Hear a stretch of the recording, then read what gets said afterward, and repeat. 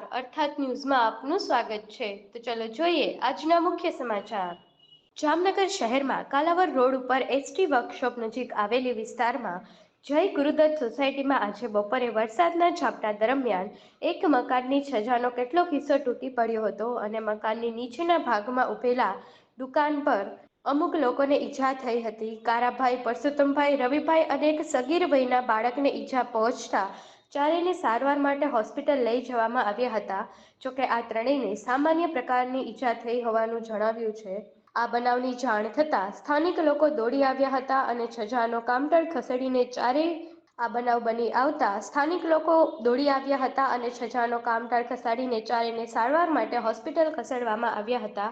આ બનાવ અંગે મહાનગરપાલિકા એસટી શાખાને કોઈ જાણ કરવામાં આવી ન હતી। રાખીને પહેલા બંધ કરજો દરવાજો ઈ બાજુનો।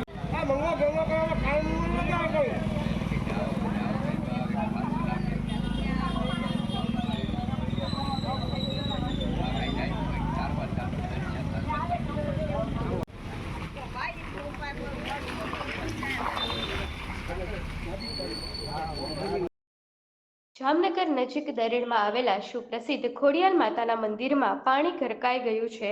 જામનગર પંથકમાં વરસાદી અવિતર સવારી ચાલુ રહેતા મંદિરમાં પાણી ડૂબી ગયું છે। જ્યારે વરસાદ પડતાને કારણે રંગમતી નદીમાં પૂર આવ્યાનું જણાવ્યા। ભારે વરસાદ પડવાને કારણે રંગમતી નદીમાં આવ્યા ધોળાઘર પૂર દર વર્ષે ખોડિયાર માતાના મંદિરમાં પાણીમાં ગરકાઈ ડૂબી જવાની ઘટના બને છે, જેને લઈને ભક્તો માતાજીના દર્શન કરવા જઈ શકતા નથી।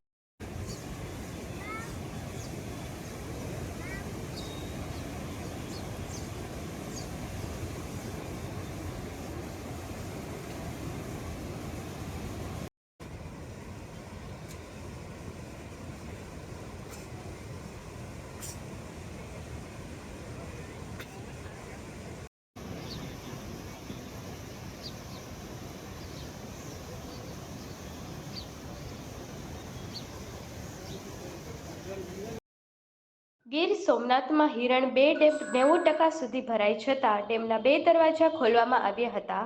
ગઈકાલે વરસેલા વરસાદને પગલે હિરણ ડેમ 2 90% પાણી ભરાયેલી પહોંચી ગયો હતો।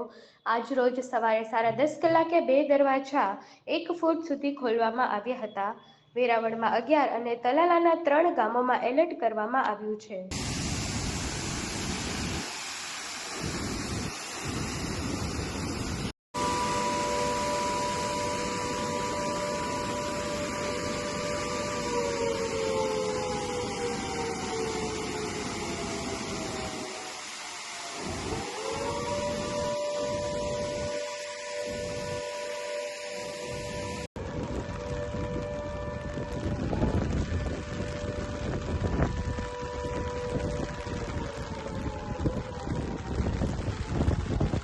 તો આ હતા આજના મુખ્ય સમાચાર। અમારી અર્થાત ન્યૂઝ ચેનલને યુટ્યુબ, ફેસબુક અને ઇન્સ્ટાગ્રામ પર લાઇક કરો, શેર કરો, સબસ્ક્રાઇબ કરો।